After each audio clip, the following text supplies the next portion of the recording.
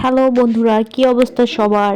আজকে লাউ দিয়ে মজাদার ডাল রান্না করব। আপনারা কখনো কি এভাবে রান্না করেছেন? অবশ্যই আমাকে কমেন্টসে জানাবেন। হ্যাঁ, দেখেন কি সুন্দর একটা কচি লাউ।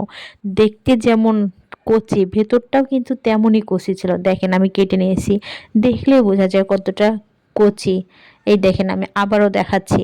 এখন লাউটা ছুলে নেব, ছুলে নিয়ে সুন্দরভাবে কেটে নেব। এই দেখেন এরকম পিস করে কিন্তু কাটতে হবে অবশ্যই। এ দেখেন আমি ওই অর্ধেক লাউটা কেটে দিয়েছি আর অর্ধেক রাখলাম, কারণ এত লাউ তো লাগবে না ডালের মধ্যে। ডাল এইদিকে সিদ্ধ করে নিয়েছি, ভালোভাবে সিদ্ধ যখন হয়ে যাবে তারপরে ঘুটে নেব ডাল। যেহেতু আমার ঘুটনিটা নাই আর কি, চামচ দিয়ে ঘুটে নিয়েছি। পরিমাণ মতো লবণ হলুদ দিয়ে দিলাম, তারপরে পানি দিয়ে দিলাম। পানি দেওয়ার পরে বলক ওঠা পর্যন্ত অপেক্ষা করতে থাকবো। তারপরে মরিচ কেটে নিয়েছি, পেঁয়াজ রসুন সব কেটে নিয়েছি। এখন আস্তে আস্তে দিয়ে দিলাম মরিচ পেঁয়াজ রসুন, দিয়ে ভালোভাবে নাড়তে থাকবো। তারপরে যখন বলক উঠে যাবে লাউগুলা ধুয়ে দিয়ে দিলাম, ওই যে কাটা লাউগুলো আর কি।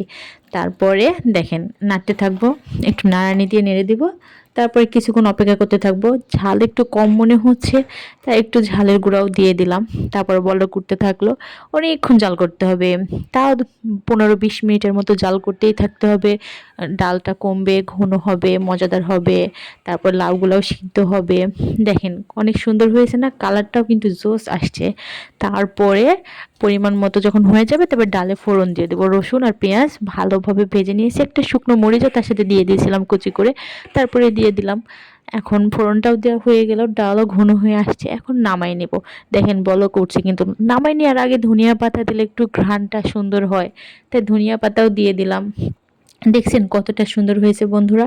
এই দেখেন যেমন ঘন, খেতেও কিন্তু ভারী মজার ছিল। আপনারাও কিন্তু এভাবে বাসায় বানাইতে পারেন। এই দেখেন আমি লাস্টে দেখাইলাম যে কতটা ঘন ডাল হয়েছে, খেতে যা মজা হয়েছিল। আপনারা অবশ্যই এভাবে ট্রাই করে দেখবেন। আর যদি ভালো লাগে অবশ্যই আমার চ্যানেল সাবস্ক্রাইব করে পাশে থাকবেন। আমার নতুন চ্যানেল সবাই সাপোর্ট দিলে অবশ্যই সাপোর্ট পাবেন। ধন্যবাদ সবাইকে। আল্লাহ হাফেজ।